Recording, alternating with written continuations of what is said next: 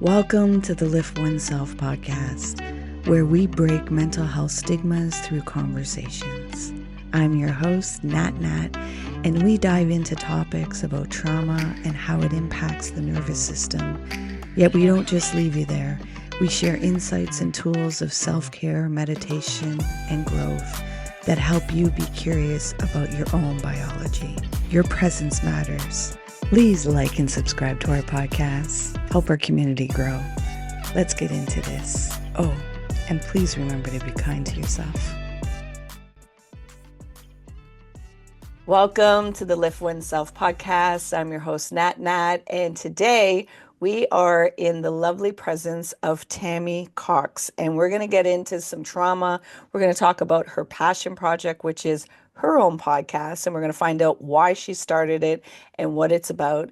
And we're just going to, dive into some intuitive conversations to see what comes up and what it is that some people need to hear and what's the message right now. So Tammy, could you let me and the listeners know a little bit about yourself? Yes, thank you so much for having me. I have a feeling this is going to be a really good conversation. Yeah. Okay, so yes, I am Tammy Cox. I am a trauma specialist, and I help women find lasting love by healing the wounds caused by childhood trauma. So I'm really one of those people because my ideal client, she's been doing the work, she's been on her journey, she's been digging into her shadows, and yet there are some big ones that she can't seem to shift. So that's when she finds me, because the processes I do are they're pretty deep, and the whole goal is to create an entirely new identity in the fastest, easiest, most fun way possible. So that's my joy and passion. And I also love doing this. This is part of my joy too, because when I connect to like-minded individuals, it fills my cup. And it's actually what I find rejuvenates me to do the deep inner work that I do within people's transformation through their trauma. So this is also what, charges me. Yeah, myself also. That's why I started this podcast back in 2021 because it was like, you know what? Let me have some deep conversations with people and let's open up the conversations for people that may not have the resources and the funds to be able to do the work yet. They're not even aware that there's other practices or tools that they could Mhm. use and that they finally feel validated in seeing that it's like, oh my gosh, you're in my mind. Like, this is exactly what I was looking for. It gives me a little bit more tools to be able to do that deep dive within myself. Mhm. Before we get in the convo, would you join me in a mindful moment so that we can ground ourselves and open our heart? Absolutely. Okay, and listeners, you know my safety spiel. Most of you listen to this while driving. So when I ask us to close our eyes, please don't. Safety first. Yet the other prompts you're able to do with whatever you're doing. So Tammy, I'll ask you to get comfortable in your seating, and if it's safe to do so, you'll gently close your eyes, and you're going to begin breathing in and out through your nose. And you're going to bring your awareness to watching your breath go in and out through your nose. You're not going to try and control your breath. You're just going to be aware of its rhythm, allowing it to guide you into your body. There may be some sensations or feelings coming up, and that's okay. Let them come up. You're safe to feel. You're safe to let go. Surrender the need to control. Release the need to resist and just be. Be with your breath and drop deeper into your body. Right now, there may be some thoughts or to-do lists that have popped up in your mind, and that's okay. Gently bring your awareness back to your breath, creating space between the awareness and the thoughts, and dropping deeper into your body, allowing yourself to just be. Be with the breath. Again, more thoughts may have popped up. Gently bring your awareness back to your breath, beginning again, creating even more space between the awareness and the thoughts, and diving even deeper into your body, being in a space of just being. You may have noticed the rhythm of your breath has changed. You may notice some aches or pains that you weren't aware of in your body. That's okay. Continue just staying with the breath and allowing yourself to just be.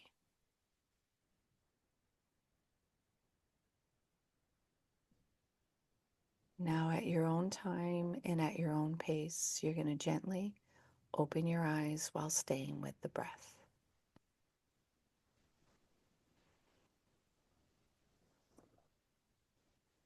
Hmm. Thank you How's your for that. You're welcome. You're welcome. How's your heart doing? My heart is open and juicy. What got you into trauma and being a specialist in it? Um, like so many of us, it was me saving myself and then me saying, "Ooh, everyone needs this." And realizing, when you go through your healing process, I believe that's when our true passion and purpose unlocks at least the next level, the next layer.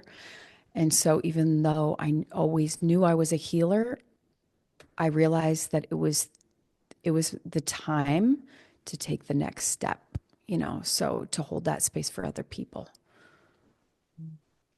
Can you give your definition of what trauma is for the listeners? Because it's such a buzzword right now, and other people have so many different definitions. So I always like to get where the person Mhm. is with how they define trauma. Yeah, so trauma is just a high state of negative emotion. Okay.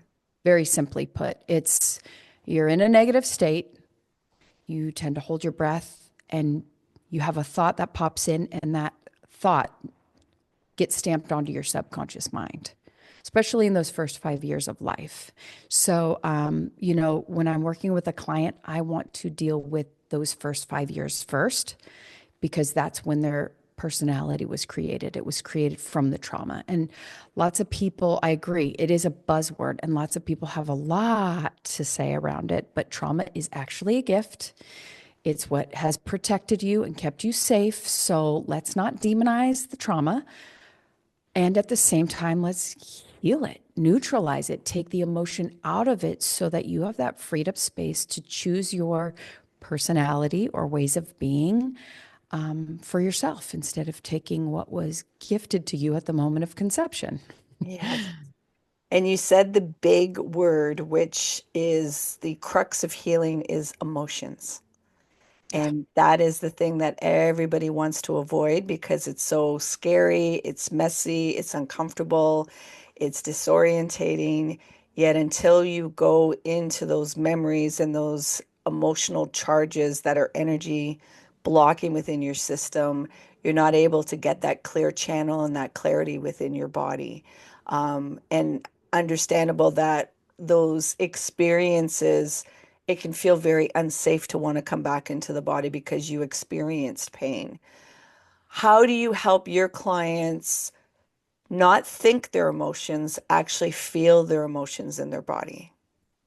Well, first of all, it is like you just said. It's teaching them that their emotions aren't the bad guy, that their emotions are a teacher, they're a tool, that they're good. Because a lot of people have a lot of judgments about things such as pain and anger. It's like those are all good. Once again, when we take the judgment out of it and it's not bad or good, but it's simply neutral as we can observe it and see it, that's step one. And then step two, we got to feel it to heal it. So it's teaching them, hey, your emotions are good, and then feeling them fully because it only takes 90 seconds to fully feel your feelings without any resistance in order for the pain to pass. It's not very Mhm. long. Mhm. So, you know, you're right. We got to get over this idea that that emotions are bad, and we have to see them as the gift that they are in order that we can move out the ones that no longer serve us. They have to be moved out of the vessel. That's what I find that people need to know the most is like, hey, you're holding on to all this pain back from before your lifetime. Would you like to get rid of some of it? Because I'd Mhm. love to help you do that. Yeah. Yeah, that's the biggest part with the emotions too, is I tell my clients to befriend anger. Anger is protection. Like anger has such a bad rap in the spiritual world and mindset and it's like, okay, well, anger's here for a reason. So what is it protecting? And most times it's protecting the sense of helplessness, sensitivity, vulnerability, the fear. It Mhm. doesn't it was not safe to feel those authentic emotions. So recognizing that your nervous system, not intentionally, it's a very intelligent design. It has created a defense mechanisms that these emotions cannot be felt. So you have to be able to open up those defense mechanisms to allow that feeling and those emotions to come up. And as you said, it's to rewire how you're defining like this negative and positive emotions. I'm like, that is creating such nonsense for people. And then Mhm. they're trying to do a la carte with what emotions they'll allow in and not. And it's like each emotion has information for you. As you said, a teacher, it has data. And if you're not able to let them come up, then you're not able to hear the information that is needed for you. Like, Mhm. when you start feeling those authentic emotions, all of a sudden these memories start popping up, and it's like, oh, I didn't realize I created this BS of a belief system about myself. I didn't realize the Yeah. narration that I created to insulate myself so that I could survive in my environments. I didn't know that I interpreted everything to myself because children are narcissistic of just being self-absorbed, yet recognizing like, oh, there were other things, but I wasn't able to feel those emotions because it wasn't safe to do so, or I was told that those emotions were not tolerated or allowed. What do you find is the most challenging? Like you said, the clients that you have of are already doing the work and they've kind of plateaued to a certain level and now they want to really go deeper. What do you find is the resistance that still blocks them from doing that deep dive? Well, oftentimes when we're in the healing space, we're kind of like we have this idea that, oh, I already did that.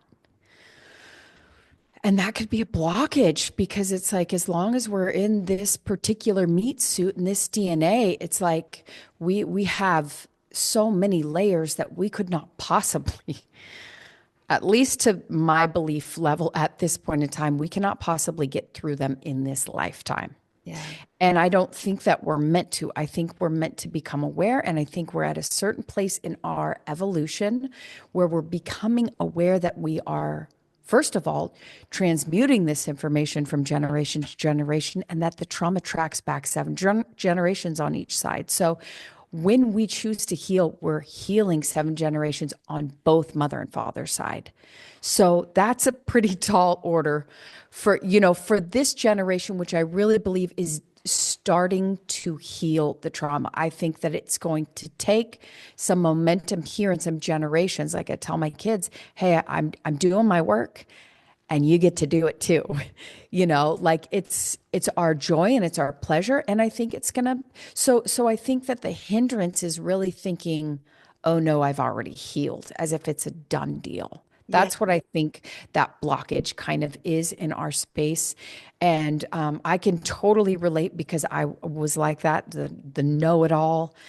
But there's there's an unending layers of onions, girl. I get through one crusty layer and there's another one underneath and then another one. And so I'm like, it's just, and then we got to check those beliefs. It's like, why are we going to judge the trauma? Like, why are we going to judge the layers? It just gets to be information, like you said, data that we get to look at and say, okay, there's more. Exactly. Exactly. I think the injustice where some of the healing spaces or spiritual spaces make it seem like there's an arrival, that there's a perfection. And it's like, no, no, no, no. Wounds don't go away. they just stay there. And when they get activated, it's almost like you get a knock at the door. And when you open the door, you could either be like, you're not supposed to come in. You were never supposed to come visit again. And you slam the door and start the whole process. Or you can open the door and say, oh, hello, friend. Okay, come in. What's the information? Okay, but you're not doing a muck in the house. Like, what are you coming to tell me that is in my direct experience that I'm possibly not feeling my emotions again? Because that's why w wounds get activated. It's emotions are trying to pass through, and you're like suppression because it's been a habit. It's been a pattern of defaulting of let me just the secondary emotions feel safe. These authentic ones, it's a little too much sometimes, even though you can try intellectualizing this stuff. And if intellectualizing this stuff worked, the world would be much different. It's about the Yeah. embodiment and feeling. Like, and the thing about emotions is in the moment, they're not supposed to be meaning. You're not supposed to analyze, well, why am I feeling? It's just feel. Like just Mhm. let that out no matter what it looks like. It might be screaming, it might be yelling, it might be emoting, crying, all of the above. You just let your body have some expression with that so that that energetic charge just passes through. Mhm. What has been the most challenging part in your journey? Hmm. The reason why I work around the love relationships or tend to attract people in the love space, meaning the romance relationship space, is because that was like that was like my biggest pain point. You know, my husband and I, we lived in a very toxic marriage for a long time, and I swore it was him, girl. Wasn't me. No, it was him. And so a lot of my clients have that perspective. I think we all do before we start on our healing journey. We think our problems are because of everyone else and everything else, every circuit. It's not us. And so when they come in and we start diving into them, we realize and notice that we created all of it. And although initially we don't love that, we learn to see that as the blessing because that empowers us to create the new thing. Because if we're the victims and it's everyone else's fault, we have no power. But if we take all the power and say, hey, I created all that, what else can I do? If I was doing that on accident, what's next? So the love relationship has really been the thing that I notice is a really big pain point for a lot of people. And it happens to be my jam where I'm like, well, what if it's none of them? What if it's all just a belief that you've got going on in your subconscious that came in your early life or before? Mhm. And there's a part of being addicted to pain Hmm. because it's familiar and you can predict it. Whereas joy is open and vast, and you're not able to predict that. And it's in the unknown and uncertainty, and you don't know the ebbs and flows of it. Where pain it can feel constricted, and it's like, it's familiar, I know it. And it's not intentional. Like, this is the whole thing of understanding, the nervous system, it's always looking at the intelligence of it and the method of the way it's trying to protect you and releasing that protection, not chastising and getting angry. And the biggest thing I find is a disservice for a lot of people. They think they need to get rid of parts of themselves, where it's Yeah. like, no, it's the integration. You want to be whole Mm. with a W. Because if Yep. you let go of that part that makes you cringe or you don't want to see that part of yourself, then you will not be able to carry of not repeating that. Like, or you will not know that that isn't the way that you want to go. Or Yet, it's like your little baby self, like she's just sad. Can you pick her up and can you scoop her up in your arms and give her all the love that she so desperately needed, but her parents didn't know how to give it to her? mhm. Like, can we just have so much compassion for her? Like, she's in pain. That's a big thing that I teach my clients is when they have those parts of them that lash out, is like, instead of judging her, see that age. Like for me, when I get triggered, it's the 2-year-old me. It's the 2 to 4-year-old me. And I used to get so mad at myself when I do it. But when I learned how to scoop her up in my arms, when I learned how to give her what she needed in the moment, my triggers they're so much shorter now. I Mhm. can deal with them quickly. I give a lot less. I mean, I give a lot less of my anger to other people. I take it on myself, and the judgment gets to dissolve. So it's like, yeah, what if you could just see all those different parts of you as all the different ages and just say, well, which one needs the love now? Yeah. Yeah. Yeah. I always like I call when I'm activated, my defense mechanisms are up. I'm like, oh, the pit bull's out. Oh my gosh, okay, pit bull. No, no, we're not biting anybody. We're not doing all this. And then I can feel the temper tantrum teenager that's just like lashing. Then, like you said, the 2-year-old that is just emoting and just doesn't have verbiage and everything else. So it's like being able to meet all those parts because depending on what life is reflecting for you to go even deeper, mature those parts, to integrate Mm, those parts and their emotions. Like it's at that stage, you didn't have a safe container, a sacred place to just feel those emotions authentically. Because, not many parents have the tools to deal with a toddler that's taking a temper tantrum. They're usually trying to yeah. soothe it with food or make it stop or and not just be able to hold the space of just let it run its course. Like let it come out of their body. It's embarrassing when it's in public. It can create all kinds of activation in you. Yet, if you can do that, that's part of the healing also for this young human being that they can see, like, oh, I can feel these energetic charges and I'm still safe. I'm okay. And nobody's gonna like ostracize me or make me feel like an inconvenience or I'm not loved or whatever narration that goes on. Like emotions are so misunderstood and it can feel like it's an inconvenience because it does need space.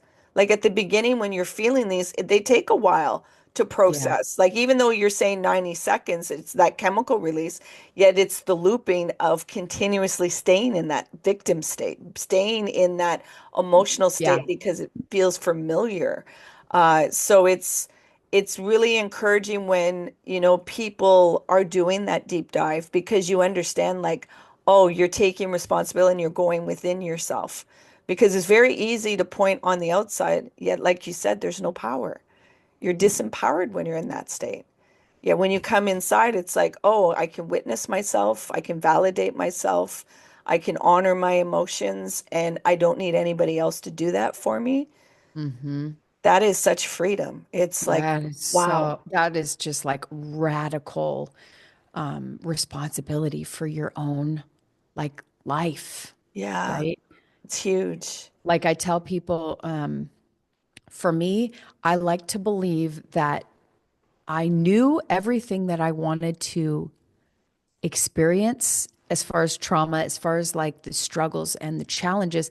I believe that I set it up that way before this lifetime. And I choose to believe that because it allows me to take all the responsibility and all the reins and take blame out of it. It's like if I chose all of this to wake me up and to bring me to the place I'm at now, which is helping other people to do the same, it's like, duh, like it makes so much sense, but that's putting everything on me. So there's no like trying to push things off like this wasn't designed by myself, you know? So Yeah. if we look at it that way, I think it takes it even above like full responsibility of like, no, I carved this all out. Like I did this. Like, cool. What is it I wanted to really come here to do? And I think that's when our life purpose gets to come to the front and say, okay, that makes sense. This is exactly what I would have carved out if I knew that I wanted to do this thing. Yeah. Yeah. I have a question for you in your personal life. Hmm. Because you go so deep, can it be difficult to have personal relationships with friends and people and be able to communicate when they don't go deep? Girl, now you're asking the questions. Um, yeah, absolutely. As I continuously go deeper, yeah, I mean, I do find it challenging because there's not a lot of people that want to go where I go. That's why I said, this is my passion and pleasure because I could talk about the things that most people in my personal life don't want to hear about. They don't want to talk about. They're not interested in going that deep into themselves. So absolutely. I've had to learn. to take it slow with people, to go at their pace and not to want for them things that they don't want for themselves. Yeah. And yeah, that can be challenging because I'm like feeling kind of alone here on this island of misfits. That's why I mean I had no idea what, guesting on other people's podcasts and having my own podcast was going to do for me personally. But it is that piece that you just spoke about is like, it's allowed me to really go as deep as I want to go. Yeah, that's the biggest thing that I found lonely in this journey when you have the self-awareness and the depth and the gift. It's the amount of times that I've been told that I go deep. And then some people are like, you know what? I avoid you sometimes because I don't like what you rustle in me and I don't want to go that deep and you like and I'm like, okay. And then other people are like, I don't think that deep. It's not that it's a bad thing. I just don't think that deep, but now you're making me like see a I little hear bit that every day. I more hear that things. And not every day, but yes. Yeah, I feel you. yeah, and it can be a challenge because then you're like, well, do I contort like to have a sense of, connection and be with people? And then it's like, yet if I do that, it just starts to feel really uncomfortable for myself because it's like I'm not putting on this suit of clothing. Like I'm okay being naked and raw with myself, and I don't Yeah, want to girl. contort anymore. Yet there is a lonely aspect in the connection aspect because you can only do superficial for so long where it's like can we go into some depth or whatnot, so it's really understanding connection. Yet I just want to ask a question because I think that's something that many healers that go deep, that might be something that is a little bit of that lonely path because of that depth of feeling and seeing that most people are like, what the heck? No, no, no, no, no. No. That's you're drowning me right now. You're going too deep. Yeah, and that's when I really turn the mirror on myself. So a lot of people they're uncomfortable with seeing it in themselves. But if I talk about my stuff, Yeah. it's easier for them because they'll be like, oh, yeah, I have a little bit of that too. I let them discover their own stuff on their own in my personal life instead of being like, oh, this is you. Yeah, yeah, I yeah. make sure they're open to it. And I guess the way, like my husband always says, you need more people in your life. You don't need just a small few, and I think that's helped too, because if I expect to get really, really intimate with these few, that means that they got to be deep on my level. And that's rare.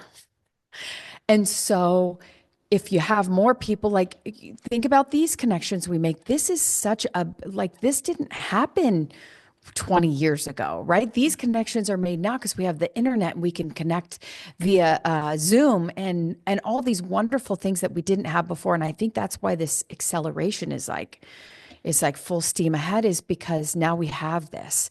And so, yes, it does feel lonely. And I've learned ways of bringing things out in other people that they're more comfortable with. So it's kind of challenging for me to be able to find those ways to do. And I'm also okay when people don't want to hear what it is I have to say. Hmm. I had a full on, because my acceleration in the past 5 years has been so fast. And I even was talking to my mom. She's like, don't leave me behind. But I'm like, Mom, when you're growing this fast, there's you're there's a lot of people that fall off. They just can't hang. And that gets to be okay. Hmm. And it does get lonely at the top, but then we find other people like us. So there's the yes and no, and then that constant adjustment to more of the layers, because I think that adds to this like lonely thing, which when I do work with people, they almost always have this fear of abandonment and being alone Hmm. at the really base of it before we get to like the fear of, physical death. It's like both those two are very strong in every human. And so I think that's just part of it. But yeah, I think we get to embrace the journey as those few going up and up and up. Yeah. Yeah, like I've been able to articulate in the past year that it's like I'm good with me. Like I'm an only child, so I didn't grow up with the siblings. I had cousins that I grew up with, but not having that sibling attachment of another sibling being there. Oh, you So I've lucky, been by lucky myself. girl. Exactly, right? So when I'm by myself, people are like, how can you do that? Like, how can you, like, even as I mentioned, I went to Barbados for 2 months to integrate the grief. And at times I was just sitting in the dark in the house, and one of her cousins came and was like, why are you sitting in the house in the dark for? I'm like, because I'm okay with it and I want to feel and just be tranquil and listen to the stillness and nature. And what's your problem? I'm like, there's nothing wrong with me. Like I'm okay with sitting here and but it startled people like that just is too weird that you would do that. And it's like you don't understand the benefit that I'm, going through the warrior work of really releasing and feeling and integrating that grief and being good with myself. Like when Yeah. loneliness comes up and I'm battling and emoting and the poor me will come up. It's like, but wait a minute, do you know how amazing you are? Do you understand how it's like you get to be with yourself right now, the most important person in your story? And Mm. then it's like, oh yeah, oh yeah, okay, that seeking of wanting that external validation, it's like you're forgetting the power within yourself. I mean, I can't even tell you, I could not be alone with myself. One of my numbing mechanisms was people, and that was because I could not be alone. I hated myself so deeply. I hated to be in my own presence. And so I looked for any way, as loud as the outside noise could be, just to avoid it. So if someone could just sit there with themselves and be that intimate with themselves, I mean, there is nothing greater. I'm It's sure of it. Like there's just nothing greater. Yeah. And so when I speak with people, it's like I walk my talk. I'm not just saying something that's theory. It's not something that sounds practical it's like I have lived experience. I know how challenging it can be, yet I also know what the gifts are if you're willing to traverse and go deep. Now, let's talk about your passion project and what brought you into creating the podcast. And can you let us know the title of that podcast and why you chose that title? Well, I didn't choose the title. I'll tell you what. My husband came up with the idea for the podcast. He had been bugging me for a couple years, like, you got to do this. No one's doing this. And his idea was not to have this like interview style podcast, but to have people on who are my ideal client. They're suffering in love and they've tried everything and they don't know where else to turn. And so it's called Behind the Veil Anonymous Transformations. And they come on and it's anonymous for them. So their screen is, there's a silhouette over their screen. You can hear them, you can see me, but you can't see them. And it allows for us to go really deep. So we go over their patterns, we find their pain point, and then we track it back to childhood. And then we neutralize the traumatic event. And so I take them through a process that I do with my clients. And the beauty is that anyone who listens, when you listen in on a transformation, there's no way you're not going to transform too. It just has that energy. And so it's like, for me, it's like a win-win-win because I obviously get a piece of that healing. They get a huge transformation, and anyone that listens does too. And it's like, if I could give a piece of my process to some, not a piece, I'm giving you my processes. Like I'm not hiding them. It's like, here they are. And if you could do it for yourself, wonderful. And it's like, if we all did that, I mean, imagine we would all just rise, just like you said about the podcast world. We'd all rise because we're not gatekeeping anything. It's like, yes, if you want to hire me to take you through a process, obviously you're going to get way more of a transformation. But also, if you just want to come on and see how far we can get, like, why not? You Mhm. know? Were you scared when you first launched it? Yes, I was scared anytime I do something new. I tell my kids this because my older two are teenagers, and they love saying those words, and I'm like, I was scared anytime I did anything that I hadn't done before yet. Mm. It's like that's just how we're trained to be, right? We trained to stay alive. So, yes, I was definitely scared. Yeah, I mean, every time I would go on a new platform or a new stage or whatever, yeah, that fear rises up in me. But I look at that as challenge accepted, Yeah. I just you want know? to bring that because a lot of times people see the confidence, but they think, well, you don't have fear. Because the amount of times that people, when I explain what goes on inside me, they're like, you feel that stuff? I'm like, yeah, I am human too, you know? Like, I know I hold space, but the reason why I can hold space is because I'm doing my own work at the same Yeah. time. Hmm. So I do have emotions. I do feel, you know, I Hmm. personalize things, even though I know not to it's just something that's a default, and it's like, okay, I'm not this stuff. You know that this isn't the place to be in and everything else. Yet sometimes it's a gridlock, sometimes it isn't. And that's why, you know, it's important to have those spaces that you can have a feedback and accountability with people and work with people and everything else because I call it the elephant in the room. Like when there's shadows that are hiding and it just doesn't feel safe to be in the light of your awareness, I call it that, you know, it's easy to spot the elephant in the room for other people, yet when you're alone with the elephant and to create that safety so the elephant can reveal itself to you, that's the real work. But the elephant's always trying to hide from you. And it's like you got And yeah, and just having, like I tell people, I tried to do it alone for a long time, and my results were, they showed that. When you hire someone to say, hey, take my hand, I'm going to take you through the process, I'm going to guide you through it, you'll be with me, you'll be safe, and they're going to, your results are just going to be so significantly different. And that's why I tell people you can go the slow route if you want, but I don't suggest doing that route, honey. Grab someone's hand who's got the results that you want, yeah, and pay them what they're worth. And I promise you, you'll never regret it yeah, because you're going to get those results like you just, it's just law, you know? And so, yeah, I highly advise anyone to find someone that they resonate with and hire them to walk them through because they will take you places that you won't go alone yeah, because of fear. Yeah. Because of exactly. that elephant. That mind plays such tricks to stop you. And it's again, it's the protective mechanisms of the unknown and uncertainty and not really understanding possibility. A possibility, like a lot of people don't realize they could have fear of success. As much as they want success, there's a fear of success of being able to receive it.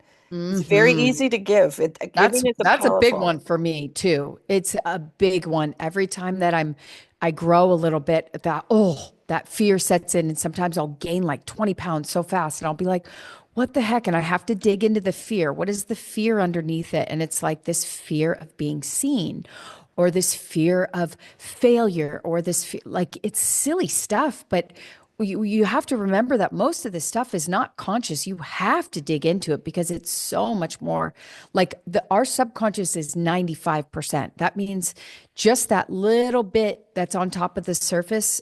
So you're not really going to find it till you go deep, deep, deep. And so even with myself, yeah, no one is above fear because that is the part of our human self that keeps us alive. Exactly. It has We one don't want to shed it. function. Don't Yeah. die. It's the one Yeah. function. So, you know, feeling like you might lose money feels like death. Like you said, abandonment, rejection feels like death because you're not getting love. A breakup in a relationship feels like death because it is Yeah. a type of death. You're losing a part of who you were in this. So it's a psychological thing. And the nervous system doesn't know the difference between what's real and what you're thinking feels real.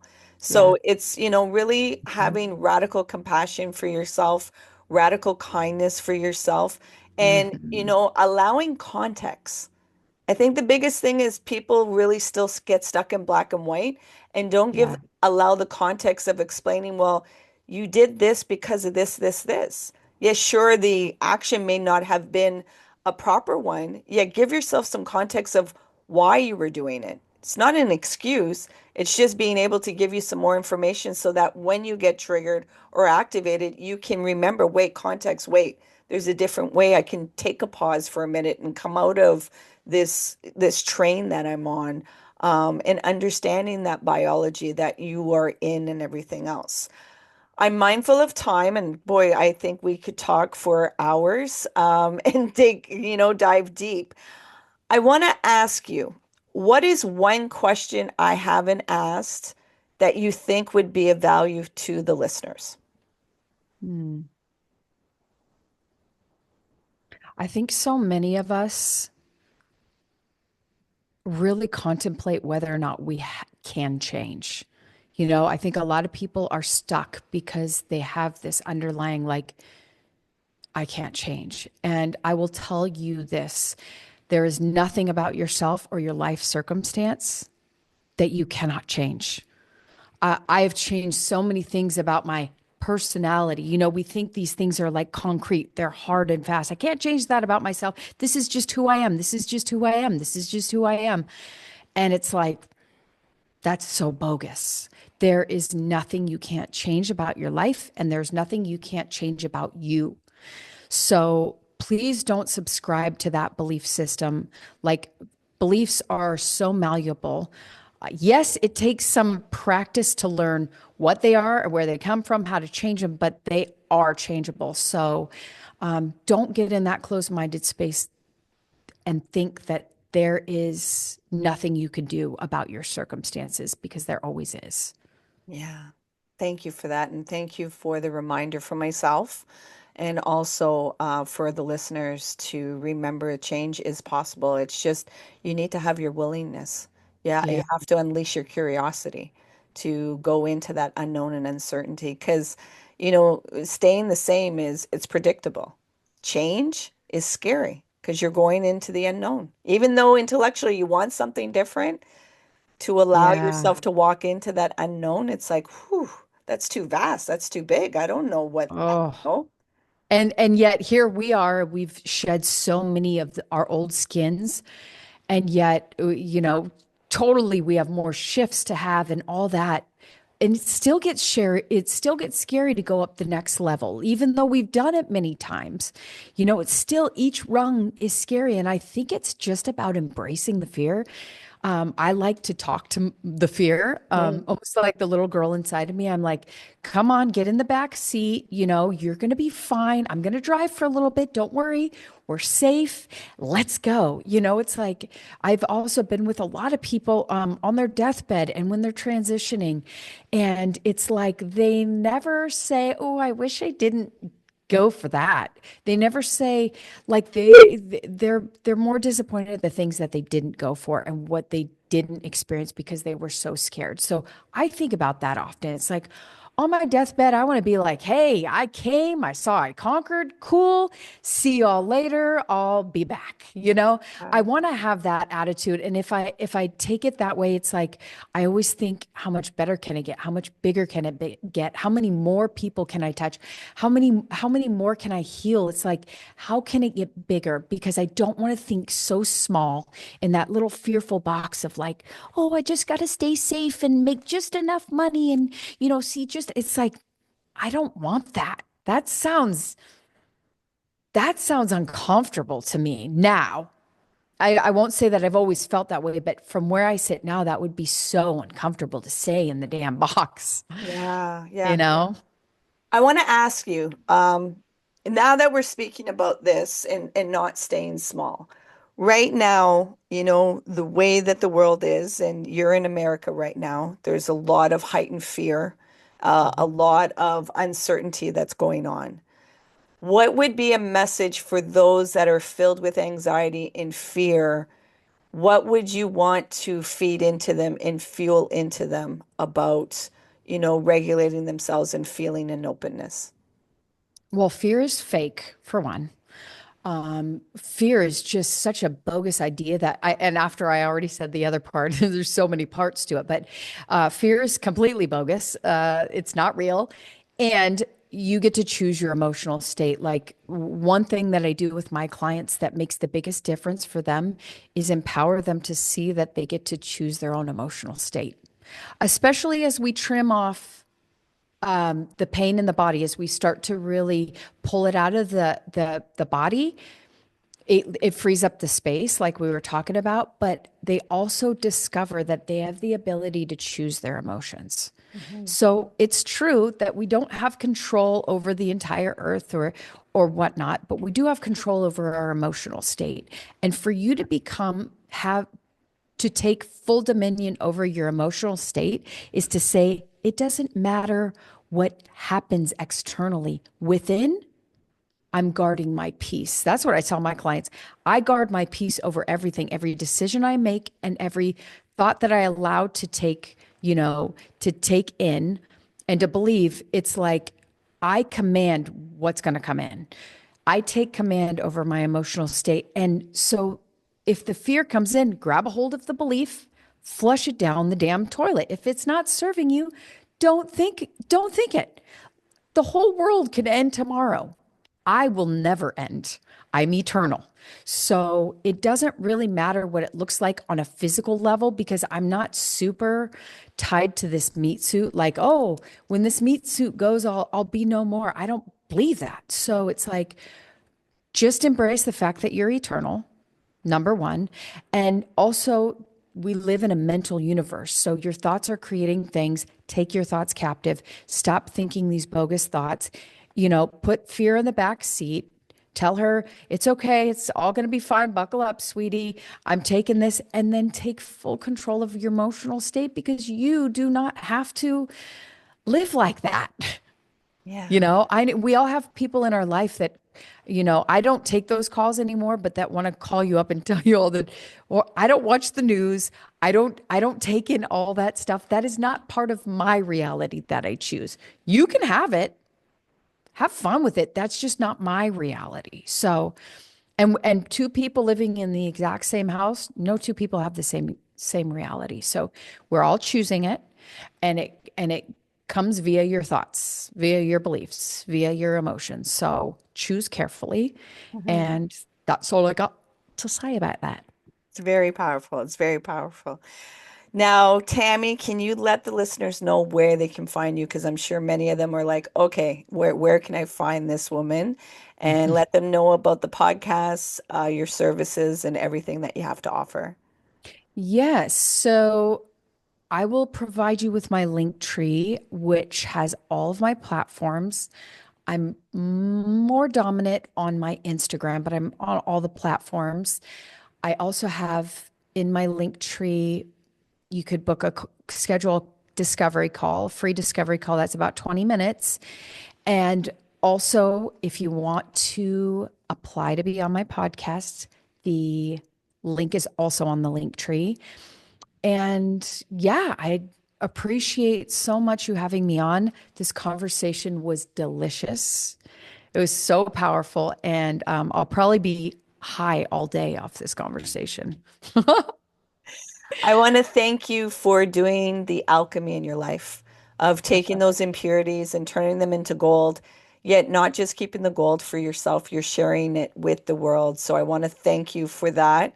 And I Hmm. also want to thank you for giving me the most valuable thing you have in life, which is your time. So Hmm. spending your time and sharing your lived experience with myself and the listeners, I am eternally grateful for that. Oh, I hold all that in my heart because, yes, time is valuable, and yet there's nothing I'd rather be doing with it than sharing it with you. Yeah. Yeah. So, listeners, at any time, if you had tingles, if you had aha, or you felt like, we were in your thoughts, that is your signal to reach out to Tammy. So, her link tree will be in the show notes. Click, get in contact with her because your nervous system is letting you know she has somewhere else to bring you even deeper and for you to thrive even more into your life and take more power over your dominion, your autonomy, your Hmm. joy, your peace. So, again, thank you so much, Tammy, for being here. And please remember to be kind to yourself. Hey, you made it all the way here. I appreciate you and your time. If you found value in this conversation, please share it out. If there was somebody that popped into your mind, take action and share it out with them. It possibly may not be them that will benefit, it's that they know somebody that will benefit from listening to this conversation. So please take action and share out the podcast. You can find us on social media on Facebook, Instagram, and TikTok under LiftOneSelf.